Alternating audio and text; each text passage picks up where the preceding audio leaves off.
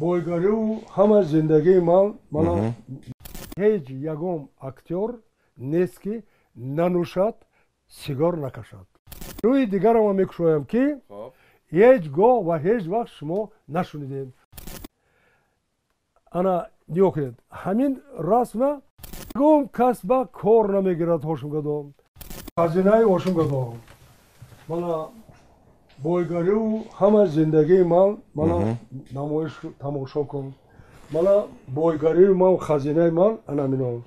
ман шумо ба ҷамшедҷон якумин бор дар бораи ҳаётам дусе ҷумлаи самимӣ мегӯям. анакун имрӯз якумин бор дар ҳаёти ман ҷамшедҷон бародари азиз ба шумо сирреро мекушоям ки дар тоҷикистон на актёр, на тамошобин, на хонанда ҳеҷ кас нашунидааст ва намедонад. ман аввал шоир будам. 2 дафтар шоири пурра хонда ҷамъ карда овардам. номошонро намегӯям. ба ҳамсинфонам эълон кардам ки ҳамин шеъракҳои манро гӯш кунедон. ин одамо қисмаш ҳозир дар ҳаёт, қисмашон нест. хонданро сар кардам. ҳамин хел хандидан, ҳамин хел масхараам карданд ки то ҳозира шеърнависиро бас кардам. баъд бегоҳ рафтам. дар ҳамон ҷои хобгоҳам ҳамон 2 дафтара дар кухни ошхона даргирондам. ҳамин 2 дафтар аз ҳамон рӯз шеърнависиро бас кардам. ин парвардигори 18 000 дар бадани одам як чизе баган генетика.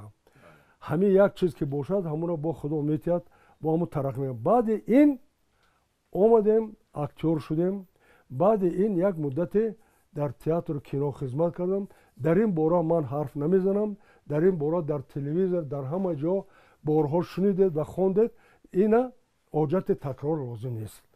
баъди ин бо насиба будааст пенсиямон баровардам. ветеран труда шудем. баъди ин на кино, на театр. ман як одаме ки одат кардам барои халқам хизмат кардам, барои ватан, барои миллат хизмат кунам. гуфтам ки бо чӣ аз кино театр гарчанде монда бошам, ман имрӯз ҳеҷ касро танқид намекунам, сабабҳояшро намегӯям. ман фақат ҳамин кӯтоҳак мегӯям: ба доно ишора, ба нодон калтак. худатон фаҳмида гиред. дар рӯи курраи замин ҳеҷ ягон актёр нест ки нанӯшад, сигор накашад. ман 45 сол боз на сигар, на арақ.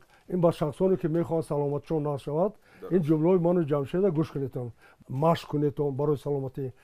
ҳамин менависанд ки сигарет накашед, саломатӣ ба зарар дорад. манам ина ба шумо як документи нақд. 45 сол мана ҳеҷ кас насиҳат накардааст. сигарет намекашам, арақ наменӯшам. паҳлӯи дигарам мекушоям ки ҳеҷ гоҳ ва ҳеҷ вақт шумо нашунидед. тамошобинои азиз, мана ҷамшед бародари ман имрӯз мекушоям. баъди ин ҳеҷ кас намедонад ки ҳошимгадо боз рассом аст. анакун нигоҳ кунед. роле ки пеш аз он ки ман рола меофарам, ман аввал рола расмаша мекашам. ана нигоҳ кунед. ҳамин расма масалан мекашам, қатъи бо художник нишон метиҳам ки ака амина мана як роҳбарӣ кун, чӣ камбудӣ дорад. анакун нигоҳ кунед. мерем. дар ин бора бисёр дароз гап намезанам. кӯтоҳак шумо мефаҳмонам. нигоҳ кунед. расмҳои ман ҳамин хел расмҳое ҳастанд ки барои ин файласуф дар кор. ина дар ҳамаи шумо ҳамҷа операторҳо ҳамин расма ягон грамм фаҳмида метавонед? 10 китоб маъно дорад дар ҳамин расм. ин ҳамин расм ягон кас ба кор намегирад. ҳошимгадо масалан бинед расма. ҳамин расма ина бега ба нигоҳ мекунед, дигар маъно дорад. саҳрӣ ба дигар маъно дорад, рӯз ба дигар маъно дорад. ман надидам художнике ки аз табиат рӯз дида ҳамун сурат маъное тиҳад. ҳамин ҷа як нуқтаи сафед дорад, ҳамин як ҷаҳон маъно дорад. ман чандин сол ду мактаби олии Москва том кардагӣ. Шабу рӯз мисли талабаи ҳамин курси якум синфи як барин ҳозирам меомӯзам ки барои қуллаҳои дониш расидан шабу рӯз бояд омӯхтан дар кор. баъди ҳамаи ин боз бинам ки ман барои халқам бо чӣ хизмат мекунам. барои халқам имрӯз якумин бор ҷамшедҷон ту ба тамошобин маро чӣ хеле ки ман дар спектакли рӯдакӣ дар саҳна мондам, дар он ҷо якумин режиссёре ки дар рӯи планета рӯдакиро аввал ҳамчун офиз ман нишон додагем. таърихи рӯдакӣ шоҳидон менависанд ки аввал ин одам ҳофиз будагем. инаи паҳлӯе ки имрӯз якумин бор аз забони режиссёри постановщик ҳамон рӯдакӣ мешунавед.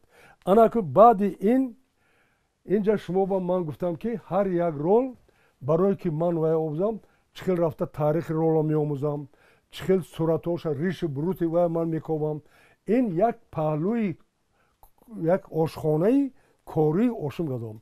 барои он ки забон гуфтор дурӯғ нагӯем, барои гуфтор аввал ҳамун рафтор амалан нишон додан дар кор. мана бародари азиз инами озир ҳардумон як акав додару баҳс мекунем.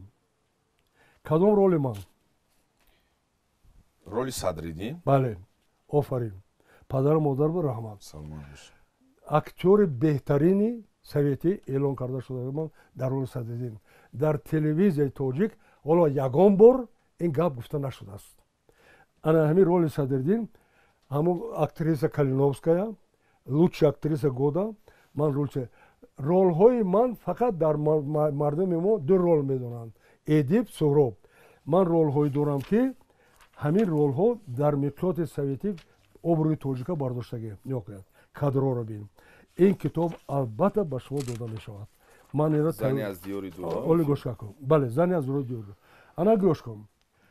аз институт то наздикиҳоро ман ҳайкалота руштагем. мана бинед ҳайкалҳое ки дар института руштам. мана ана ки мерем ҳайкалҳое ки дар Ленинобод, ҳайкалҳои 1 метра 2 метрата руштам. роле ки пеш аз вай бозӣ кунам аввал рола метарошам, барое ки ман дурӯғгӯ нашавам, барое ки ту ҳамчун режиссёр як чизи аҷоибот нишон медиҳам. мана то гӯй ки намедонам ман Фирдавсиро тароштагӣ. мана ба чашмат бибин, мана тарошта истодам. мана рӯдакиро чанд намуд тароштидам. ина як намуди рӯдакӣ. мана ин ролҳои ояндае ки ман мехоҳам бозӣ кардам. инҳо ҳардуш дар як ҷо гӯшошон шикастагӣ ё зинда. инҳо ролҳое ки оянда бояд ман офарам. ролҳое ки ин роли дев.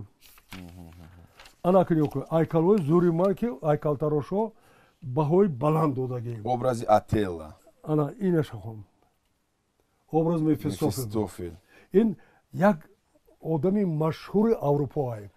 мана бародари азиз китобҳои ошуга дод дар бораи чиам.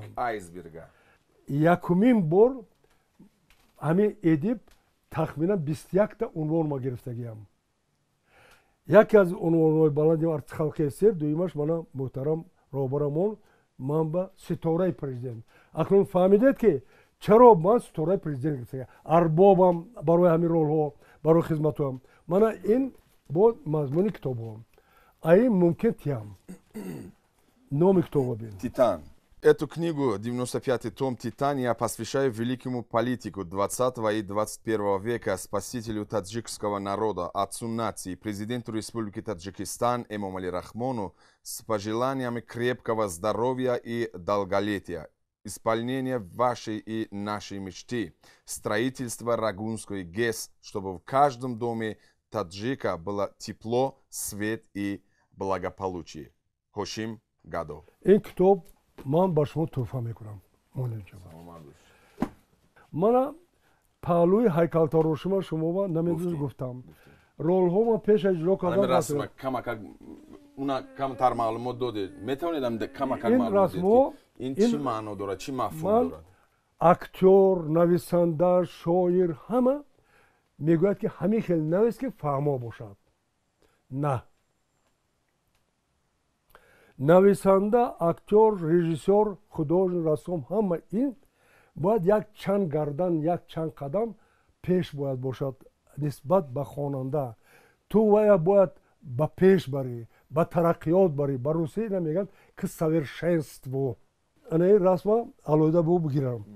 Ина народи ҳама ями мана ёкум. Мана Сабоат Қосимов, ҳамин режиссёри, директори театри Аҳорон. Талабои ман. Мана ин раҳмати Исо Абдурашид, мана раҳмати болои Туринба. Мана ин народи артисои театри Ловутӣ. Як хелаш зинда, як хелаш аз дунё гузаштагӣ. Ин яке аз спектаклҳои ман аст дар китобом навиштагӣ. Ина Домло Нурҷонов гуфтанд ки ин спектаклро дар сёмка гирифта дар рӯи планета ҳамчун дарс гузаштанд дар кор. номи асар Софокл навиштааст Царедиб. ман калимаи ӯро гирифтагӣ дар Москва эдиб мондам. Корреспонденти Москва пурсид ки Хашим, почему ты просто Эдип поставил? Ман чӣ гуфтам?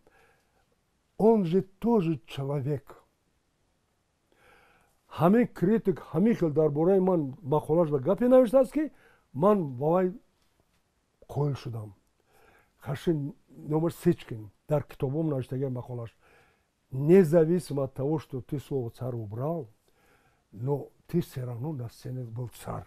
касоне ки мехоҳанд хонаи худо бараванд, ина ширкати ҳаҷ умра центр мақсад ки ҳамавақт дар хизмати шумо. ина рақамошон занг бизанед, чӣ через Ташкент мерем, мақсад ин асос дар Москва касоне ки дар Москва фарқ надорад, ҳамин Россияда ҷоишда ки бошӣ, ин рақамота занг бизанед.